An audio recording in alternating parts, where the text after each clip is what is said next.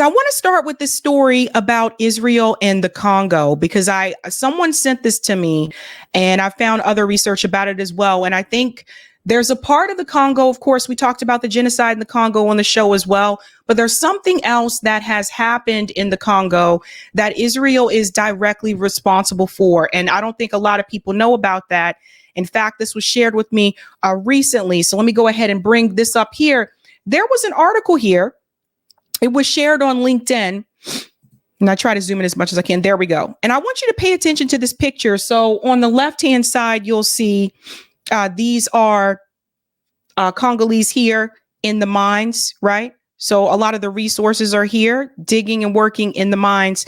And on the right, you'll see there's a picture here of two Congolese children, and you'll also see all of these diamonds, all of the diamonds. So let's get into this here. It's called Diamonds Drenched in Blood, Unmasking Israel's Role in the Congolese Crisis. This is very important, guys. In the heart of Africa, let me see, I'll make it bigger. In the heart of Africa, where the earth is rich with diamonds, lies the Democratic Republic of the Congo, a land steeped in beauty and turmoil. This nation, endowed with vast natural resources, has become a tragic illustration of how global greed and geopolitical agendas can ravage a country. The DRC's story is not just about its diamonds. It's a saga of exploitation and lost promises.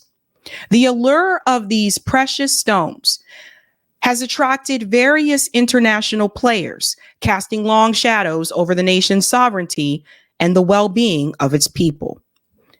The year 1997 marked a pivotal moment in this narrative as Israeli diamond businesses began penetrating the Congolese market. This incursion coincided ominously with a rapid destabilization of the country.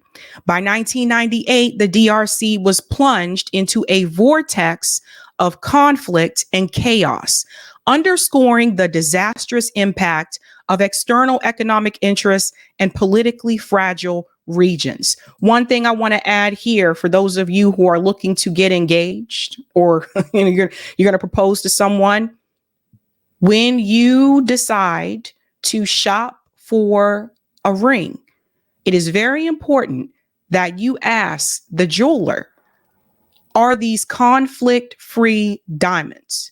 That is very important because you do not want to purchase blood diamonds. There are literally people in Africa that have been killed just to help mine these diamonds just so you can have a ring. So that's very important. And I want to go down right about here. The economic might and ethical paradox of Israel's diamond industry. Israel's foray into the Congolese diamond industry marks a significant chapter in its economic narrative. Since entering the diamond trade in the Congo in 1997, Israeli companies have carved out dominant position, contributing substantially to Israel's economy. So again, when we talk about workers and labor, you have the Congolese, mining these diamonds, obviously for either very, very, very, very little pay or no pay. And Israel is actually profiting off of that. So again, you have the exploitation. It goes on to say here, as of 2016, cut diamonds accounted for an astounding 23.2% of Israel's total exports, making them the country's most significant export product and constituting 12% of the world's diamond production. The industry is not just a business sector. It is a powerhouse of national economic strength, bolstering Israel's standing on the global stage. However, this ascent in the diamond trade coincides alarmingly with the descent of the Congo into conflict and turmoil, raising critical questions about the industry's impact on the region's stability. And we're going to start right here, and then we're going to go into the video clip. Amidst this economic boom, the Israeli diamond industry continues to garner prestigious accolades and recognition at home, starkly contrasting the situation in the Congo. Industry leaders like Benny Mirov of IMD House of Diamonds, are celebrated with high honors like the Israel Diamond Industry Dignitary Award, underscoring their esteemed status within the national economic fabric. These awards, bestowed among government officials and industry elites, symbolize the industry's esteemed position in Israel. However, this national pride and acclaim starkly contrast the allegations of the industry's role in fueling conflict and destabilization in resource-rich nations like the Congo. This dichotomy paints a picture of hypocrisy, where the industry's prosperity and recognition within Israel are juxtaposed against the backdrop of the suffering and turmoil in regions from which these precious gems originate. As I said before, there's exploitation happening somewhere. So when we talk about the Congo and we talk about what's happening in Gaza, when you look at both of those groups of people, they're both oppressed people. There is one country, or excuse me, one state that is actually benefiting from their oppression. So there is a connection here. And I want to show you a little bit more. Now, this video also was sent to me. It says how an Israeli billionaire plundered the Congo. Let's go ahead and get into this clip here.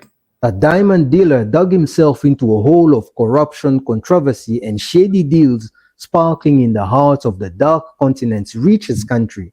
Dan Gertler is an Israeli billionaire who struck gold, or rather diamonds, and made a killing from mining diamonds and other minerals in Congo, a land blessed with mineral wealth but cursed with insecurity and wars. Pause. So here we have again another billionaire, right? That's exploiting workers.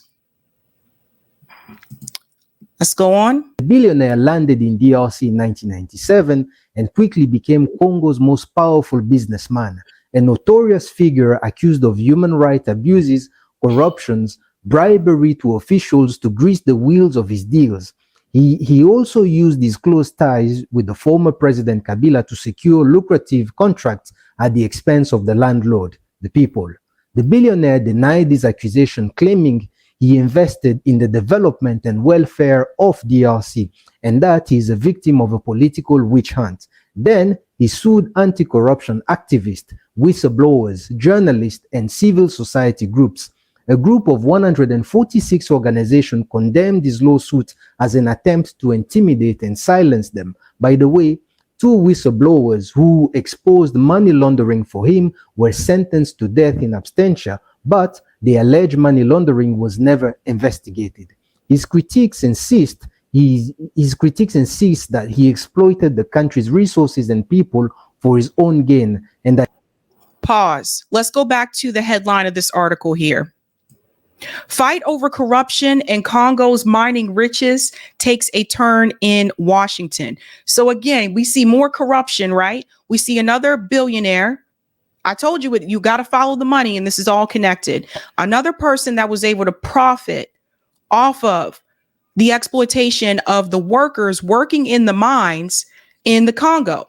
Meanwhile, Israel benefits and the Congo obviously suffers. I told you before about the resources that are along the Gaza Strip. I told you about, they said there's gas there. They said that there's oil there. There's other things, other resources that Israel can use. And I've said this before. They want the land. They want the people gone, and they want the land for their self. They want those resources for their self. Let's continue here. Exploited the country's resources and people for his own gain, and that his action contributed to the instability and violence that have plagued the DRC for decades. In 2007, the Paradise paper exposed him for receiving a $45 million loan from Glencore, the world's biggest mining company, to help him seal a dodgy mining deal in DRC. In that same year, the US froze his assets and banned him from doing business with US entities. In 2020, he got a secret license from Donald Trump, to access his money and banks for a year. In 2021, the Biden administration revoked the license, stating it was inconsistent with the US foreign policy interests and values. In 2023, the US is considering dropping the sanctions. I guess now it is consistent with the US foreign policy's interest and values. Like I said, Pause. So you want to see how both political parties contributed to this? So he said that Donald Trump was able to give him a pass, right? But then they said Joe Biden came in and actually overturned that and said, no, because you didn't actually, you actually didn't actually follow like the guidelines in reference to foreign policy. But then in 2023, while Joe Biden is still obviously president, he comes back and they make it so that he's still able. Hold on one second. I want to make sure. Dropping the sanctions. He's still able to have those sanctions dropped against him. Thus, he was not fully held accountable. Now, that happened under both parties, under the Republican Party and under the Democratic Party. This guy, had he not been a billionaire, or let's say even if he were a millionaire, if he were just a regular everyday person, he would have been held accountable. But you see, the system does not work for billionaires. It doesn't work in the way that it's supposed to for people who have money. And this is what I've said before. All these things are connected. This is another example why we continue to say that billionaires, no, they should not exist. If you are a billionaire, you do not become a billionaire without exploiting people along the way. And a lot of times people don't ask these people how they actually were able to gain their wealth. With the US foreign policy's interest and values. Like I said before, if someone sits you down and explains to you the situation in DRC and you understand it, it means the person didn't explain it properly. The sad reality is that there are way too many players, national and international players in this crisis, who are benefiting from the instability, disorganization, and insecurity of the Democratic Republic of Congo. That is very important for people to see and understand, because we have now, you see Israel. Well, when you look at the situation in the Congo, you look at the suffering that's happening in the Congo, you need to know that Israel had a hand in that too. And that's not being discussed enough. And I highly, highly ask all of you that are covering Israel and Gaza to please bring in the reference about the Congo. I think everybody is covering Gaza, but a lot of people have been silent about what's happening in the Congo. And you have to understand they're both connected. And even if they weren't both connected, we should still talk about the genocide that's happening in the Congo as well. But I want you to see how Israel is not just oppressing people in Gaza. They also had a hand in oppressing people in the Congo. Now, let's fast forward to the Palestinian people and a little bit of history, because yesterday we actually met at the Boston Public Library, the RBN Boston chapter. We had a discussion. We had a discussion about how what's happening in Gaza is connected to the workers' movement, an international workers' movement. And I'm going to bring that to your attention in just a second. But first, I want to go over a little bit of history in reference to Israel and Gaza, because there's some things I think you need to see, especially when it comes to how the Palestinian people initially tried to protest and tried to basically hold Israel accountable for some type of equality. And that is without Hamas. And this is oftentimes not mentioned as well. Here we go. To understand current events regarding Israel-Palestine, it is essential to be aware of the history and context of this issue. Originally, the vast majority of the population in what is now called Israel had been Muslim and Christian. But in the late 1800s, zealots from Europe and the US began a movement called Zionism, whose goal was to push out this population in order to take over the land for a Jewish state. This piece right here is incredibly important. And I've said this time and time again. At one point, you did have it so where Jewish people and, Palestinians, like they lived side by side. It was Zionism that came in and started to say, we are going to push the Palestinian people out and we're going to have a Jewish state only. So again, when we have these talking points, it is very important that when we're pushing back on people with some of the Zionist propaganda that is said to us, We always got to go back to the history and let them know that we are well aware that at one point, Jewish people and Palestinians actually lived side by side. It was Zionism that came in to change the game. For decades, this was a fringe movement, as most Jews around the world, including in the region itself, did not support it. Experts in the U.S. State Department and Pentagon opposed it, saying it would cause bloodshed and harm to the U.S. Eventually, however, this movement succeeded. In 1948, Zionist forces expelled hundreds of thousands of Palestinian Christians and Muslims and confiscated their land and property to create a Jewish state. Now, notice that they said that most of the Jewish people who were there were actually against it. They did not want Zionism. So you need to ask yourself, if the majority of the Jewish people who were there did not want it, how was it allowed to happen anyway? Right? So again, that reminds me of direct democracy. What I talk about in the United States, how the only way we have direct democracy is through the states, the ballot initiative states. On the national level, we do not, right? So you have to ask yourself again, how was that allowed to slide through if the majority didn't want it? Which they decided to name Israel. Israel was now established in 78% of what had been mandatory Palestine. Then in 1967, Israel launched another war and conquered what was left of Palestine, the West Bank and Gaza. This is illegal under international law. Pause. So here we go with this statement again. What happened here? The settlements, right? So the first picture, the white part of the map here, those are Jewish settlements. The green part is the Palestinian land. And you can see what happened over the years. That was 1947. Here's the UN plan, 1947, the UN plan. So they're a part of this too. Everybody remember that when you ask these questions, like, why is it the UN is not doing more than they could? Remember, they were a part of this too. Their plan was for the Israeli land, again, to take over about this much part of Palestine. In the second picture, you'll see the white part. That was supposed to be the Israeli land.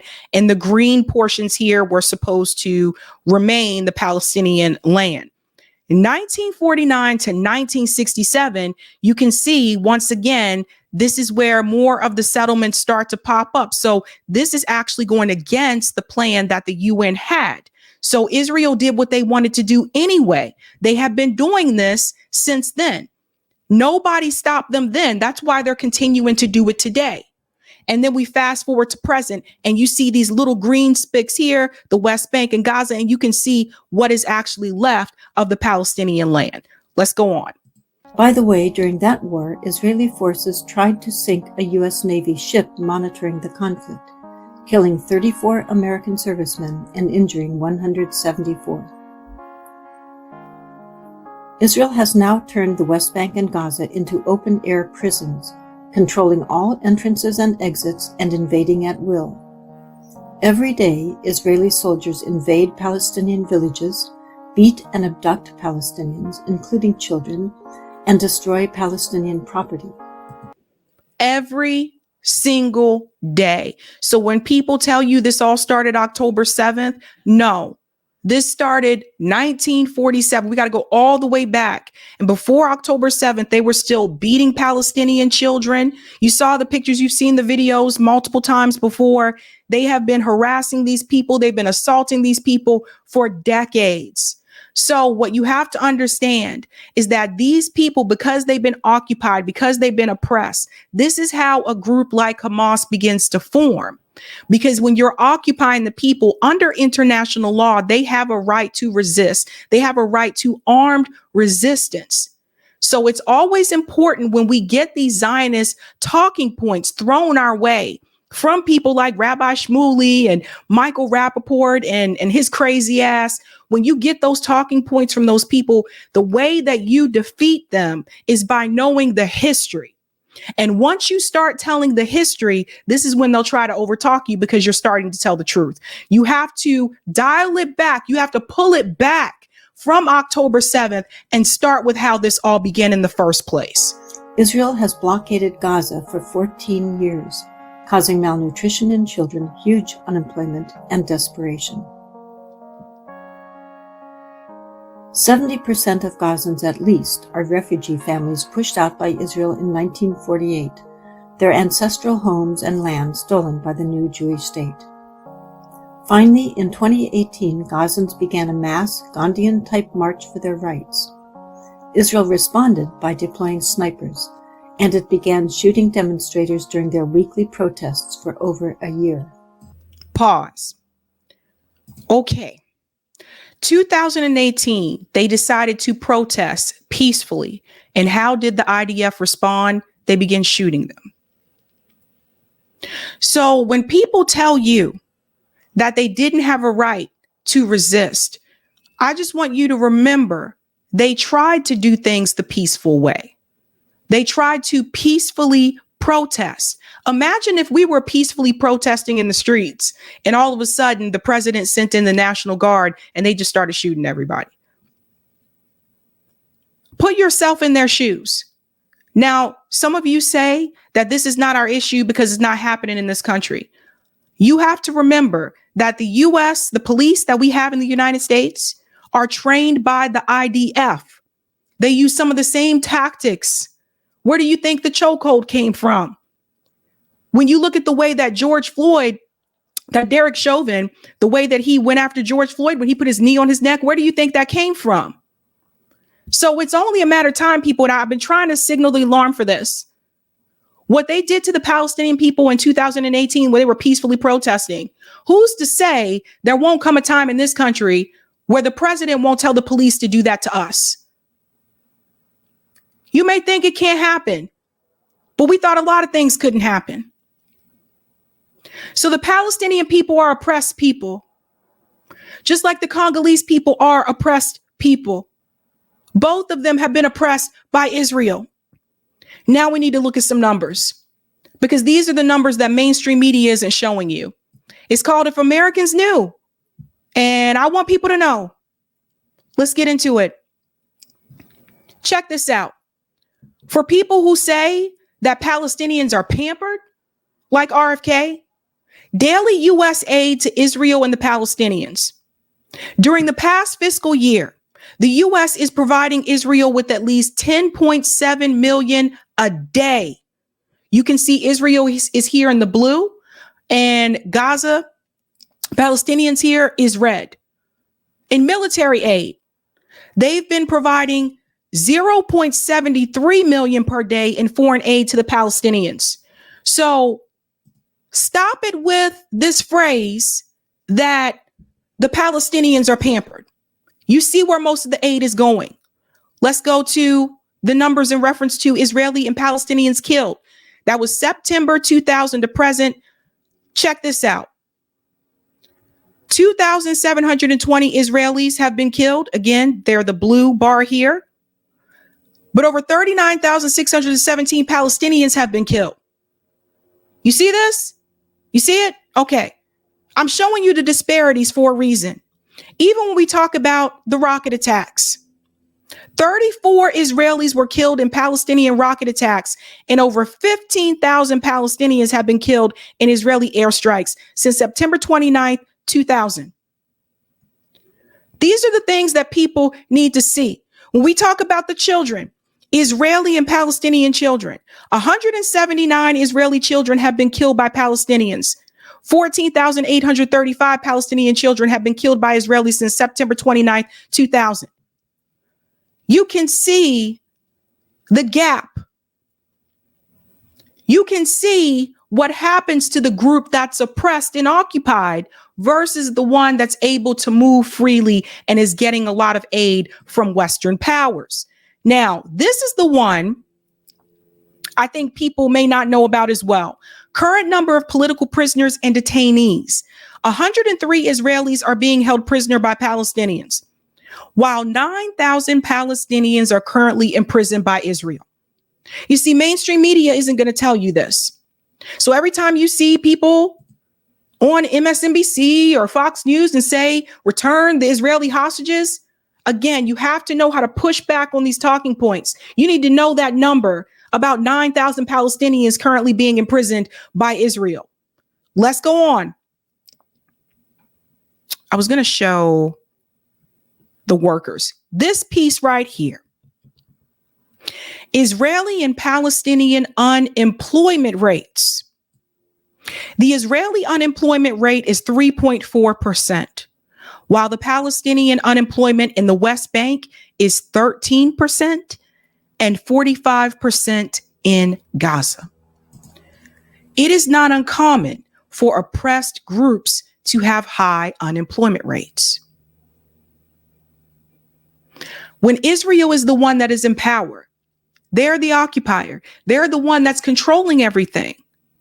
How are the Palestinian people going to have a fair chance when it comes to the economy? This is why when we talk about having an international workers' movement, I continue to tell you that in order for that to happen, you have to also uplift the people that are oppressed. You cannot have an international workers movement and just say, we're not going to deal with oppression. We're not going to deal with racial issues. We're not going to deal with any of that stuff. We're just going to focus on the class issue. And we're all going to unite together across the world. You cannot do that and have a successful international workers movement if you don't also uplift those that are oppressed. Because do you think the Palestinians here, with these unemployment rates of 13% in the West Bank and 45% in Gaza, if we have an international workers movement that's just based on class and we don't deal with the oppression issue, sure, all boats will be lifted. But if you don't think that the Palestinian people still won't be at the bottom, you are mistaken. If you don't think that African Americans still won't be at the bottom, you are mistaken. If you don't think that the Congolese still won't be at the bottom, you are mistaken. You have to do both at the same time. You have to uplift those that are oppressed, and you have to focus on uplifting those that are part of the working class and those who are poor. But you have to do both. Now, I wanted you to see this today, because I want people to really understand what is happening, what Israel is really trying to do. They're not just trying to kill all the Palestinian people. They're trying to erase the history, the culture altogether. Look at this video about what Canada is trying to do. Check this out. Everybody needs to see this and hear this. You're not allowed to be from Palestine anymore. They're erasing the Palestinian identity. This is my grandma's current Canadian passport. It says she was born in El Bassa, Palestine, but it expires this month and she's trying to get it renewed. According to the government of Canada, on her new passport, Palestine has to be removed and replaced with no country of birth. When you try to renew your passport in Canada, Palestine is not an option for a country in the drop-down list. Imagine being 90 years old and having your actual place of birth just erased from your identity. This is cultural genocide. Please make sure as many people see this as possible, so the government of Canada has to change this policy.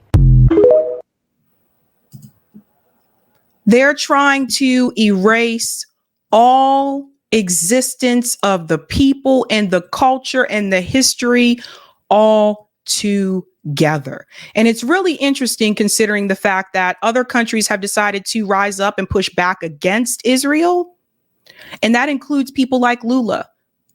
He spoke out against what Israel was doing to the Palestinian people. And of course, people like Netanyahu says that he's a liar and he was in prison, so you shouldn't believe him.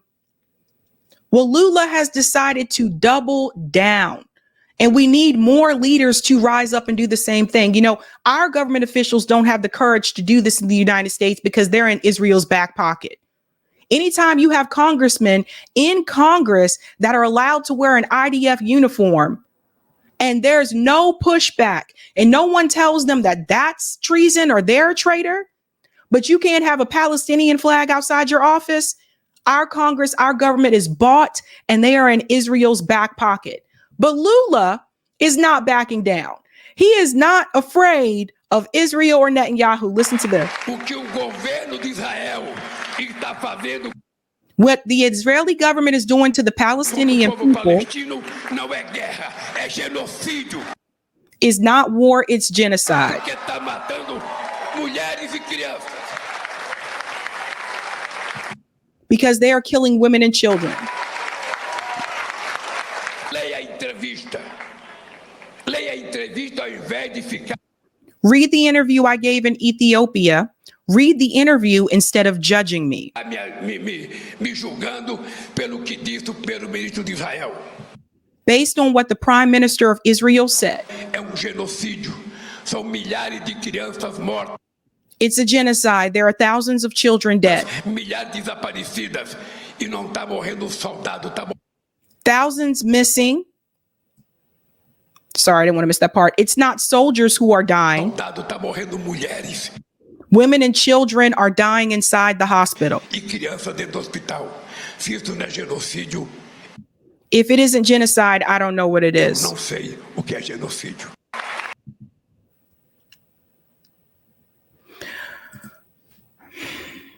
When people push back and they say that this is war. This is what happens in war. You don't hear about soldiers being killed. They're killing civilians. But I wanted you to see this. I wanted you to understand that Israel is not just oppressing the Palestinian people. They're also oppressing the Congolese people as well. And they've been profiting off of it all this time.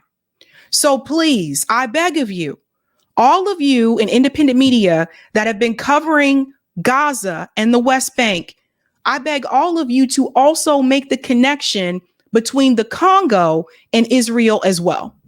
Because people need to see that Israel is becoming very dangerous. They're not just trying to do this to one group of people. They're also trying to do this to people in Africa as well. And this can spread. It's very dangerous.